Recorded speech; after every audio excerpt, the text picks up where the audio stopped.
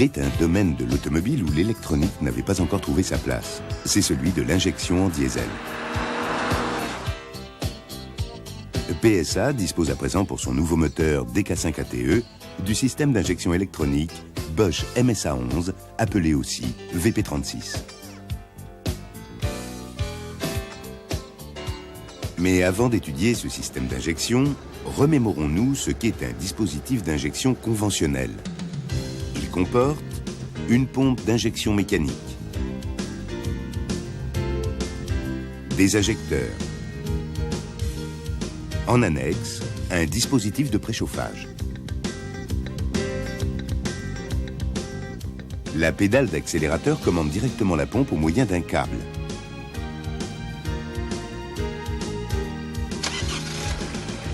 La pompe d'injection assure le ralenti à froid, le ralenti, la marche normale et la fonction stop.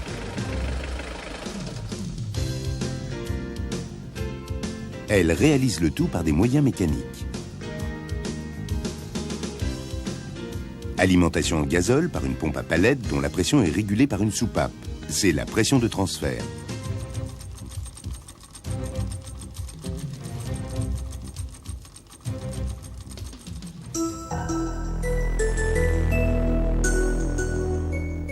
La mise en pression du gazole est assurée par un piston placé dans le corps de la pompe et qui se déplace longitudinalement. Sa course est constante.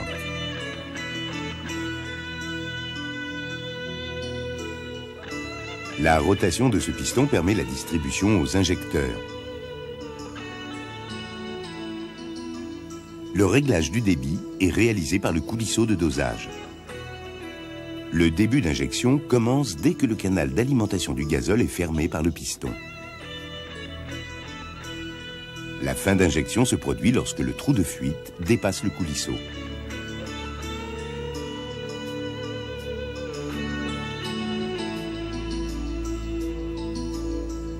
Si ce dernier est déplacé vers la gauche, le trou de fuite du piston est très tôt découvert et le volume injecté est faible.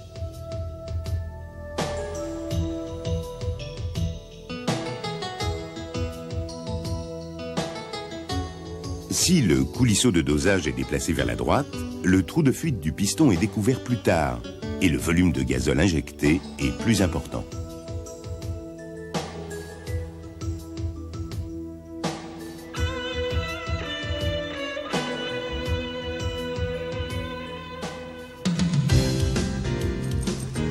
La régulation du débit est assurée par un régulateur centrifuge et un régulateur mini-maxi.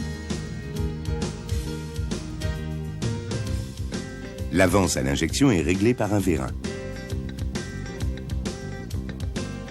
La surcharge au départ à froid est réglée par un élément thermostatique.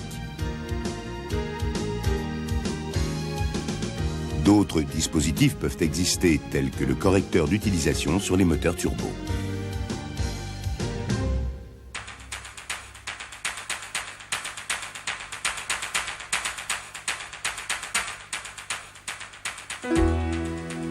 Le système VP36 comporte également une pompe d'injection qui reprend certaines des fonctions hydrauliques d'une pompe VE classique.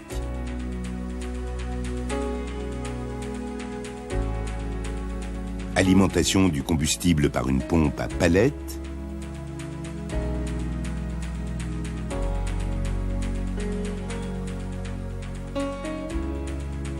Maintien d'une pression de transfert par une soupape régulatrice. Mise en pression et distribution du gazole aux injecteurs par le piston haute pression.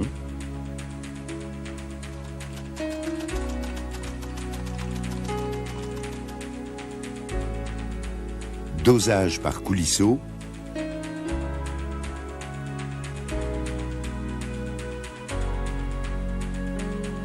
Commande de l'avance par un vérin.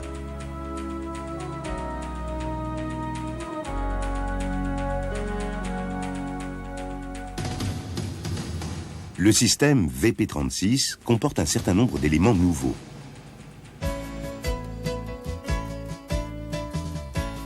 Un moteur électrique appelé actionneur de débit commande le coulisseau de dosage.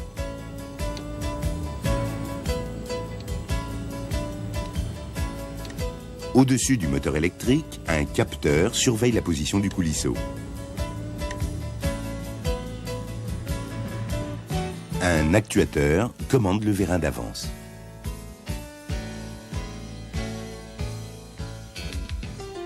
Certaines parties mécaniques du système conventionnel ont été supprimées.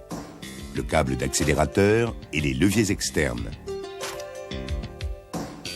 Les leviers internes de commande du coulisseau. Le régulateur centrifuge et le régulateur mini-maxi. Toutes ces fonctions ont été remplacées par un calculateur, des capteurs et des sondes dont les principaux sont le capteur de pédale d'accélérateur, c'est un potentiomètre qui traduit la volonté du conducteur.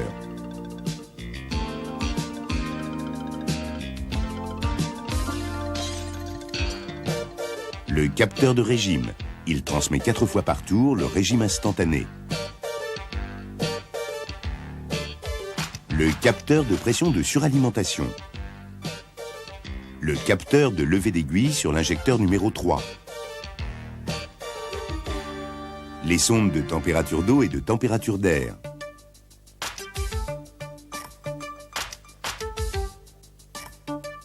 Enfin, la sonde de température du gazole. Le calculateur tient le conducteur informé par l'intermédiaire d'un voyant d'alerte.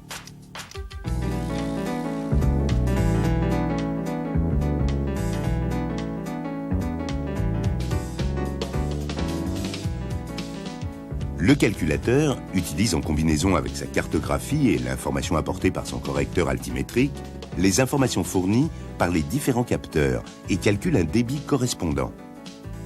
Il commande l'actuateur de débit qui déplace le coulisseau de dosage pour obtenir cette valeur.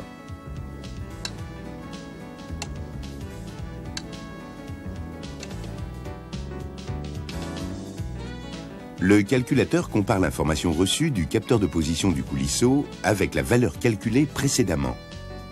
S'il y a une différence, il corrige la position du coulisseau, puis compare à nouveau. La régulation se fait en boucle fermée. Chaque différence entraîne une correction.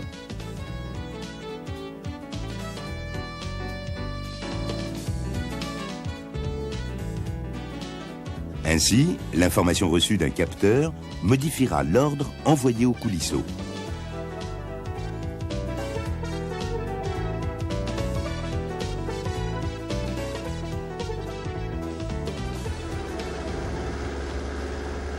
L'avance à l'injection est traitée d'une manière similaire.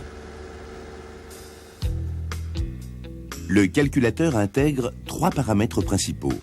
Sa cartographie interne, le régime instantané, le point d'injection par le capteur de levée d'aiguille. Il calcule une valeur d'avance et commande l'actuateur qui modifie la pression agissant sur le vérin d'avance.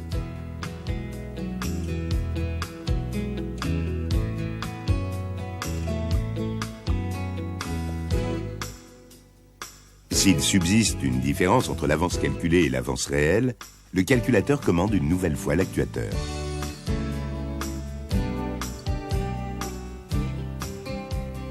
Il modifie en permanence son rapport cyclique d'ouverture, ou RCO.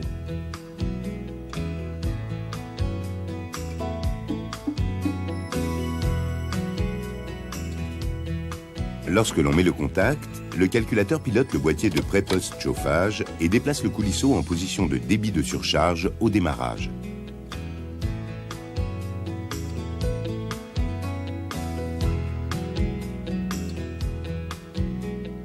Le trou de fuite n'est pas découvert et le volume de gazole injecté est maximum. Dès que le moteur tourne, le calculateur reçoit les informations des capteurs et calcule un nouveau débit qu'il ajuste à chaque injection.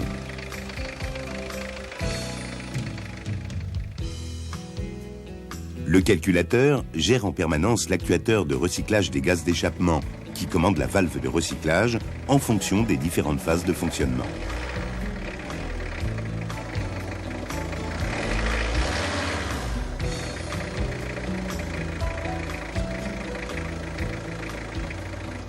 À la coupure du contact, le coulisseau de dosage est déplacé pour obtenir un débit nul.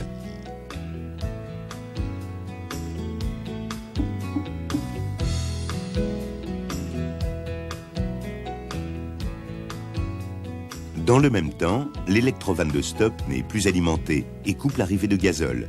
Elle est utilisée à titre de sécurité.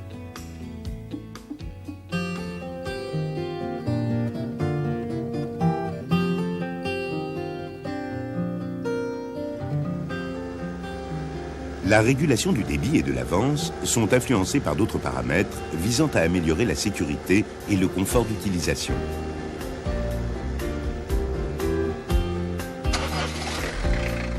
Au ralenti, le débit est ajusté à chaque injection afin d'éviter les instabilités.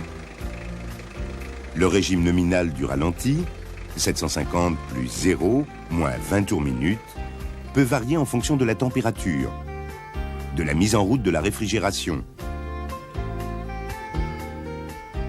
et de la vitesse du véhicule en position pied levé.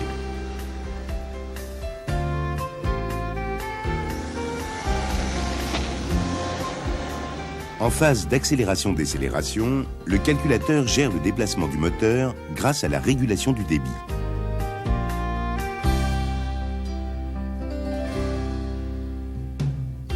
Ainsi, lors d'une accélération, le débit est d'abord augmenté d'une valeur faible pour placer doucement le moteur en contrainte sur ses cales.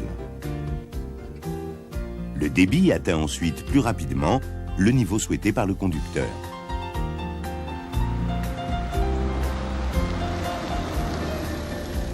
En décélération, le débit diminue d'abord faiblement. Le moteur se place en contrainte, sans brutalité, puis le débit diminue plus rapidement.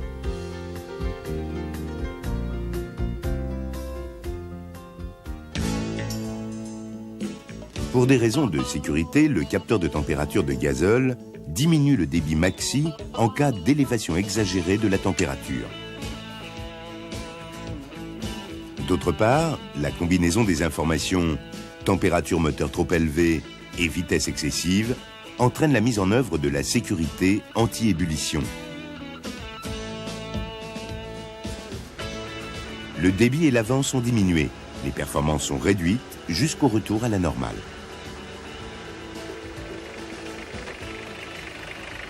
Stratégie de secours.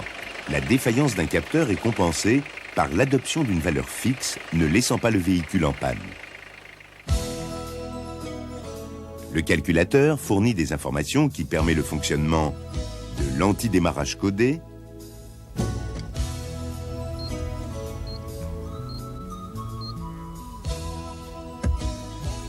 du compte-tour, de l'ordinateur de bord s'il y a lieu. Il mémorise les défauts fugitifs ou permanents et conserve en mémoire les 5 derniers, avec priorité aux plus importants.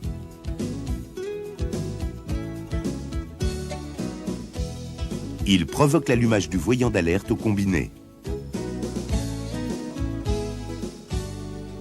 La prise centralisée de diagnostic permet le branchement du TEP92, équipé du boîtier interface IPC30.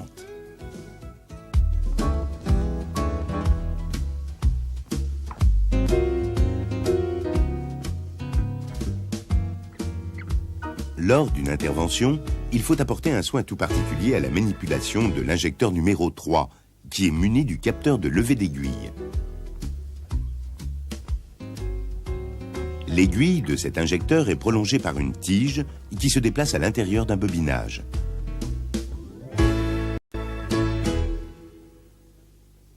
On ne peut pas intervenir sur la partie électrique de cet injecteur, mais le tarage est toujours possible.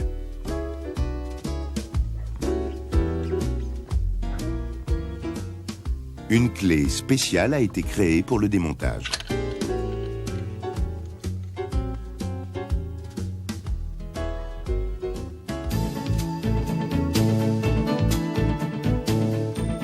Le connecteur de la liaison électrique de la pompe d'injection de type Costal est fixé sur la doublure d'aile.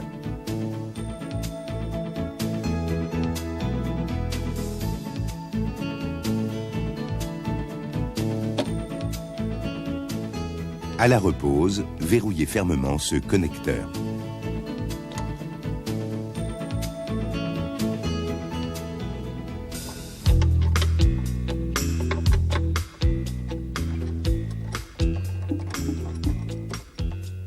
Toutes les interventions sur le circuit d'alimentation de gazole, réservoir, canalisation, cartouche de filtre, peuvent entraîner l'allumage du voyant d'alerte au tableau de bord.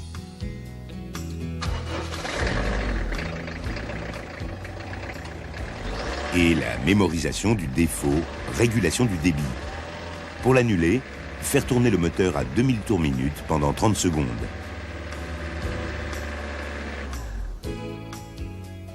Puis, effectuer une lecture et un effacement des défauts à l'aide du TEP 92.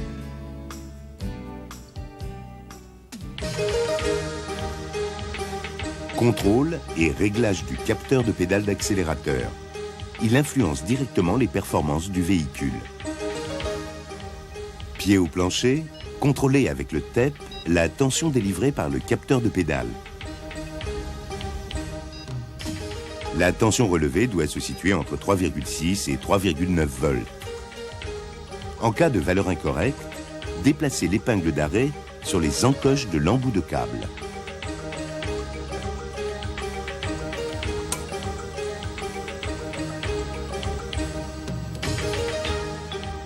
Ceci permet d'obtenir, pied à fond, la valeur prescrite.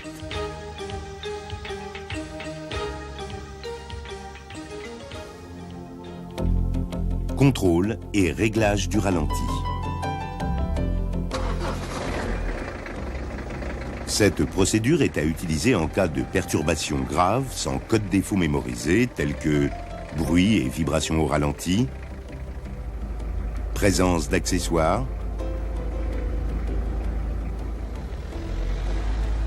calage du moteur. Suivre les messages écrans du TEP 92. La valeur nominale inscrite en mémoire est de 750 plus 0 moins 20 tours minute. Ce réglage permet, par pas de 21 tours minute, une variation de plus ou moins 63 tours minute.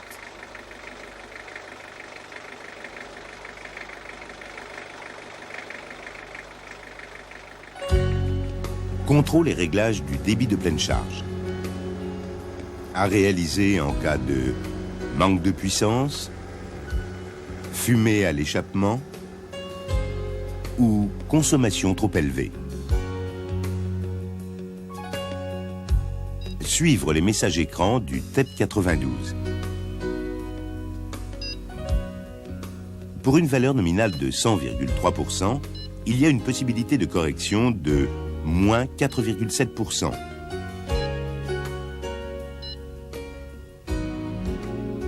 Ou de plus 2,3%.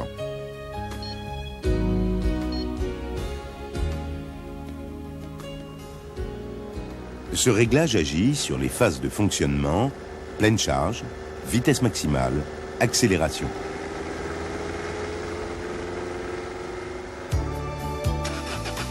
Contrôle et réglage du débit injecté au démarrage. À réaliser en cas de démarrage difficile, lorsque tous les autres contrôles ont été effectués.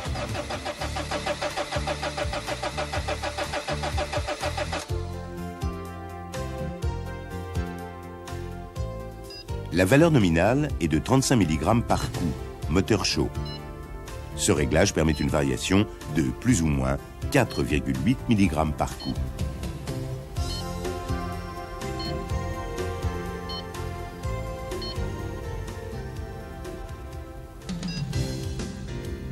Le TEP 92 permet de tester les différents actionneurs tels que l'électrovanne de commande EGR,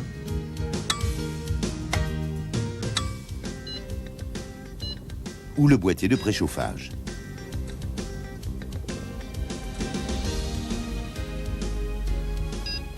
Après toute intervention, procédez à l'effacement de la mémoire.